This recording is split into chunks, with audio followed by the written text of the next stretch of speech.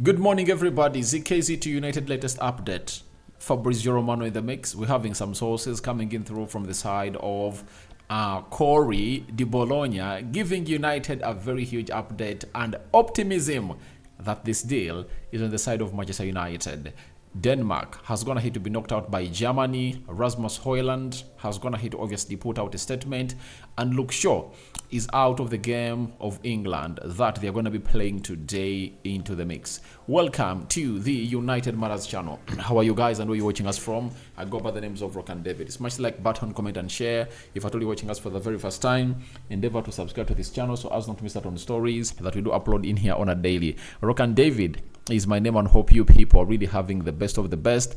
And let's really thank God for the gift of life. It's a Sunday. You know, those that are going to church, safe journey, and may God account for your footsteps that you've gonna hit, obviously make for him and refund them back to you into blessings. The Muslims, Barakallahu fikum. Now, let's obviously call in for 200 likes to be smashed on this video and let's obviously talk something concerning about Fabrizio Romano.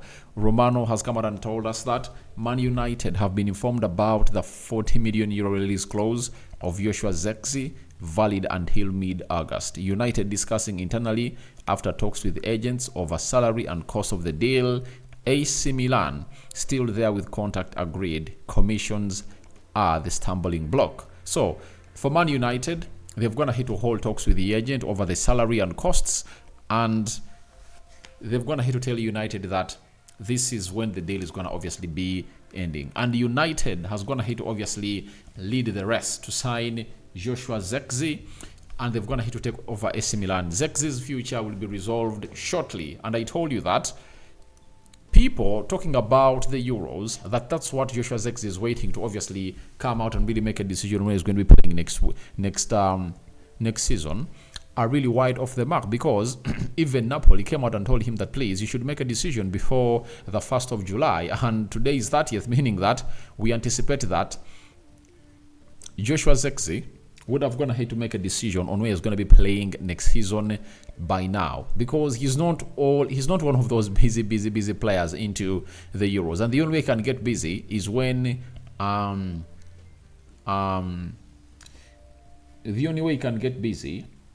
this guy Memphis Depay or Weghorst, one of those gets an injury. When one of those gets an injury, then he'll obviously get busy, because the pecking order is really known that in the first pecking order to lead the line for the side of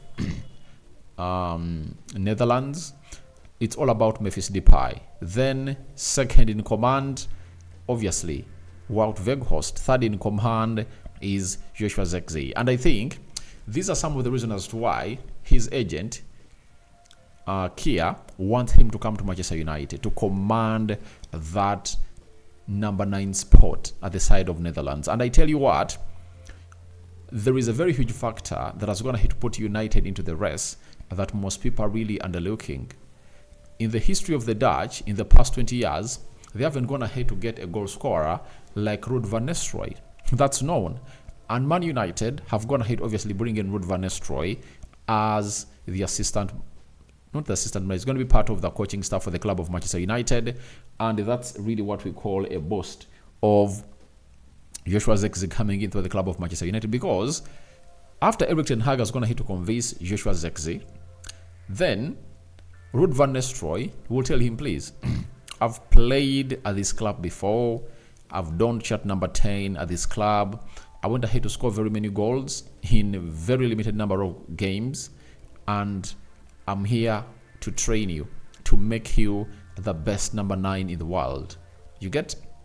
And he will obviously understand that he's going to the best side. Remember, he's right-footed, though he's good with his left foot. By the way, the other factor that you need to note about this guy, even when he's playing with his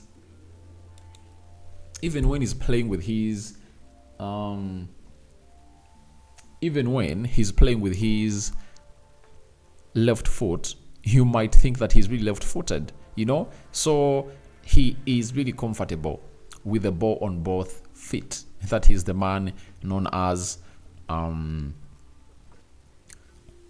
He's the man known as what's his name? He's the man known as I'm forgetting his name. He's the man known as Zirkzee. So here at the club of Manchester United, we all waiting for him to come in through. And I would love to obviously leave a question for you. Who do you think we are going to sign in first? Matthias de Ligt, Zirkzee, or Gerard Braithwaite? Because all those three players plus Manuel Ugarte, 4 players, United is really in advanced talks, and all what is waiting in most of those deals is what we call agreeing a fee with the clubs to obviously making the bid. So who do you think Manchester United is going to sign first?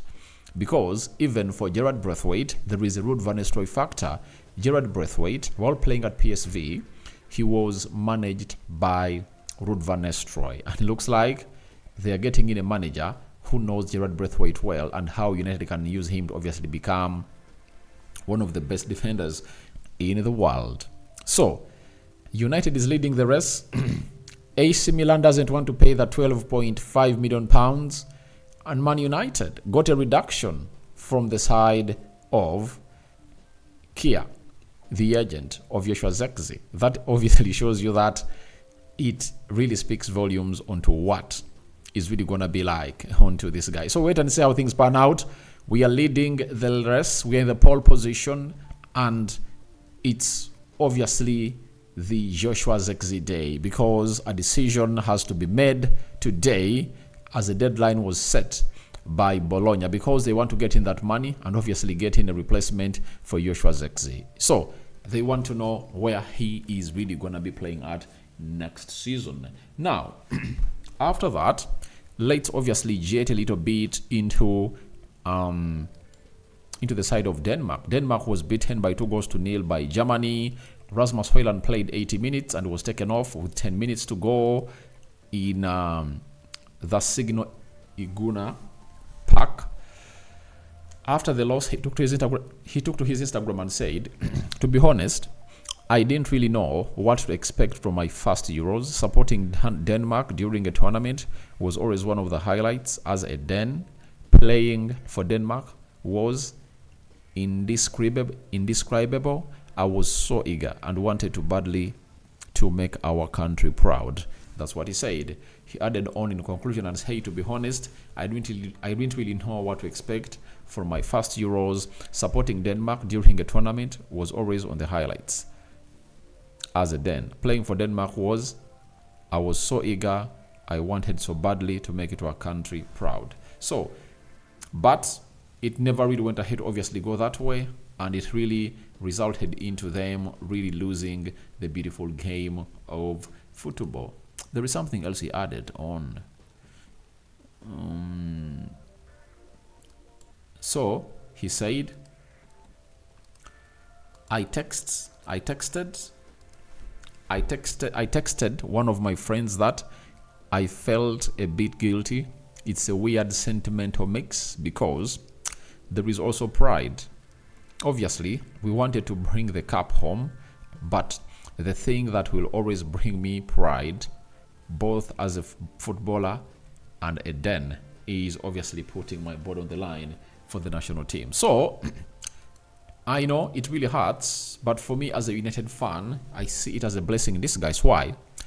Rasmus Hojlund, he's one of those that never took part in the preseason for the club of Manchester United, and him being knocked out on the 29th gives him 3 weeks of rest, meaning that he'll join Manchester United on the 21st, around the 21st, of 21st of July. That is next month, that is beginning tomorrow, to obviously train with the club of Manchester United. And you all know to it that Man United is starting off its preseason with the first game.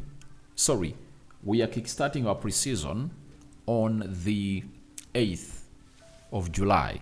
So he's going to be out for like a fortnight, then he'll return on the 21st, and would have gone ahead to play 2 games, Rosenborg and Rangers, and he's going to be part of the American tour, where we are going to be playing Arsenal, we are going to be playing Real Betis, and we're going to be playing Liverpool before we play Man City in the Community Shield. And I would love to see to it that he's a part of that preseason hugely as a player for the club of Manchester United for the very first time ever since he signed for the club of Manchester United. Because I want to see how he really starts at Manchester United with a perfect preseason. Remember, he came in through towards the end of the summer transfer window, and it was, I think, mid, before even the season started, but we had already traveled back from USA, America, and we were at Old Trafford, you know, and we never had chances to obviously see him play.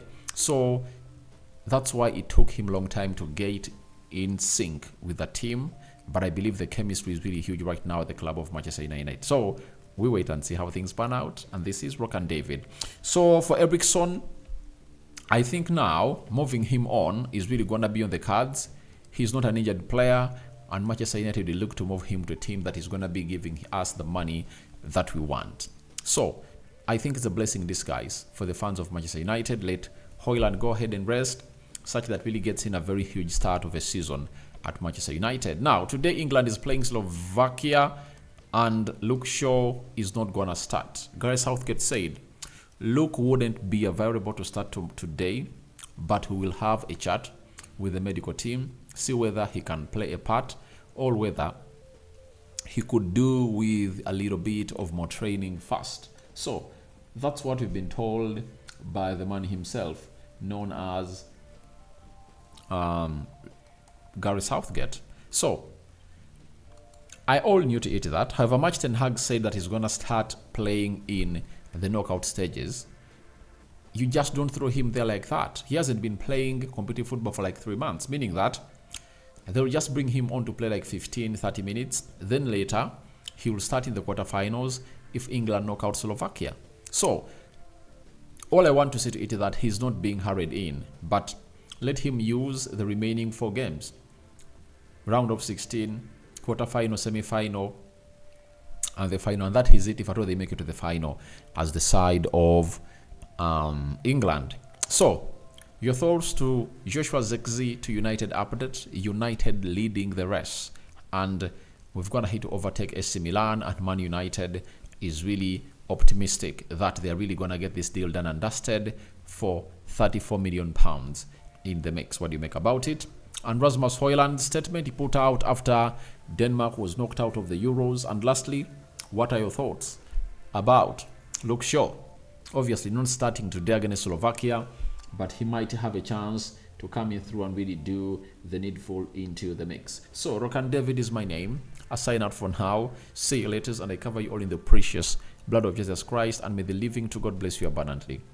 We out, and see you when you see me. Bye bye.